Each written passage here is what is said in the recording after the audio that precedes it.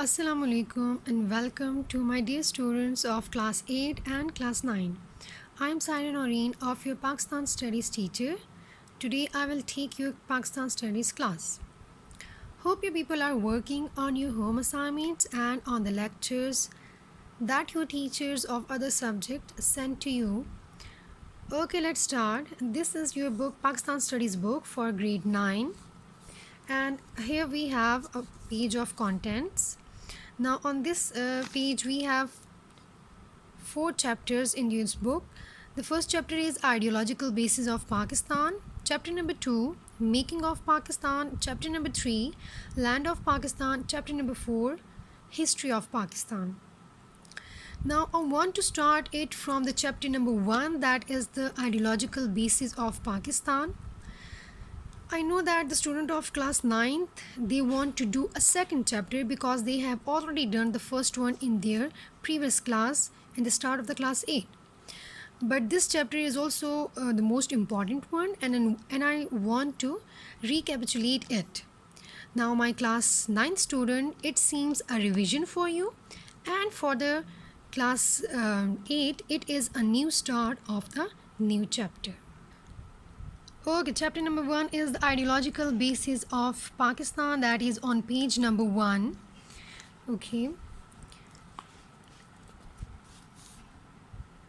Now, as you people know that Pakistan came into being on the basis of ideology, so that's why it is called an ideological state. Now, what is meant by ideological state? The ideological state are those states where every individual, they spend their life in the light of their ideology. Okay, so that's how it is an ideological state. Now the ideology that became the base for the creation of Pakistan, this is called the ideology of Pakistan. Okay, now ideology of Pakistan. To understand the ideology of Pakistan, first of all, it is necessary we should know about the ideology, the term ideology. What is its meaning and what is its components and what is its importance. So that is the most important thing. First we should know about that. After that we will go towards the ideological basis or the ideology of Pakistan. Okay, now what is the meaning of that ideology? The term ideology, that is derived from the word idea. Okay, from the word idea. As you people know that, like every individual, they have a specific purpose in their life. Okay, so to achieve that specific purpose, they will do work hard, they will struggle all of their life to achieve that purpose. And during this process, all of his knowledge, his creed, his social values and his experiences will guide him. Okay, so just like every individual, so similarly every nation has also a predetermined objective. Now what is predetermined objective? Like the objective, like something that is decided in advance.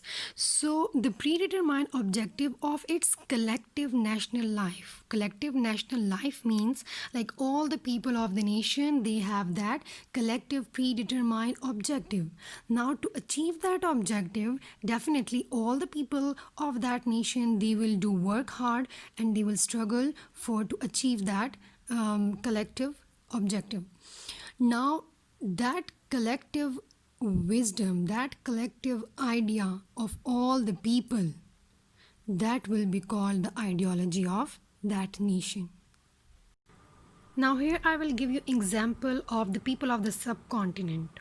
Okay, before the creation of Pakistan, the national objective of the Muslim of the South Asia, that was the creation of a Muslim state where they could live freely. So that was the basic aim of the or the collective thinking of all the people of the South Asia, of all, not all the people, only the Muslim of the South Asia. That was the basic aim, the basic purpose of all the people.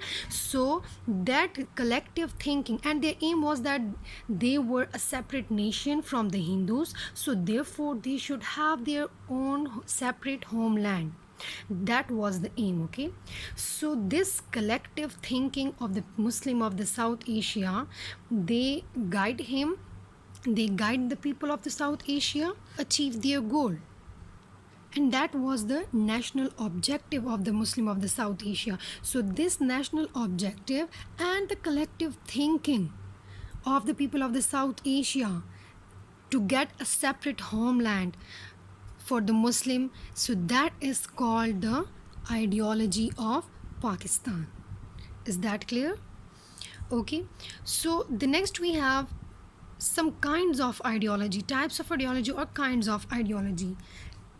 So in your book, basically they are mentioned three kinds of ideology. The first one we have is called the religious ideology. Religious ideology is definitely, as the name indicate, the ideology that will be on the base of the religion, and their aim will be to establish that type of society in the light of the basic guiding principle of a specific religion, of any religion. Okay, not only a Muslim, any type of religion. So their base will be on religion, so that type of ideology will be called religious ideology. Now the next kind we have is the political ideology. Political ideology means their basic aim will be to establish a political system or to establish a form of a government which may contribute to the betterment of its people. Okay, according with their ideas. Definitely they will have some ideas in their minds on the basis of which they want a political separate nation, a political area, a territory where they want to do some for the betterment of their people. So that will be called a political idea. Now the third type we have, that is called the economic ideology. Economic ideology that will be offer a solution to the economic problems that will be faced by any nation. So definitely they will have some ideas regarding to their problems. Okay, so on the basis of them they will make their ideology that will be called and that ideology will be called economic ideology. Is that clear? Now here is a question, girls. Okay, now the ideology of Pakistan, which type of ideology is this? Either there is a religious, it is a political, or it is a economic. So the answer is that the ideology of Pakistan is simultaneously a religious, a political, and an economic ideology. How it is all of them? Now look, in religious sense, its objective was that the attainment of such a state where Muslim of South Asia could lead their life according to the basic principle of their religion. Clear? Now how it is political?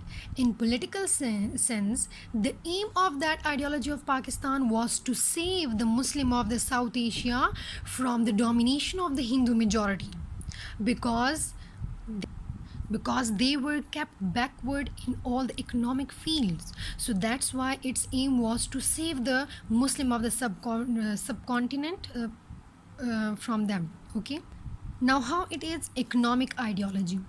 Now economically, its objective was to provide all the economic rights to the Muslim of the South Asia and the provision of equal opportunities to all the people alike.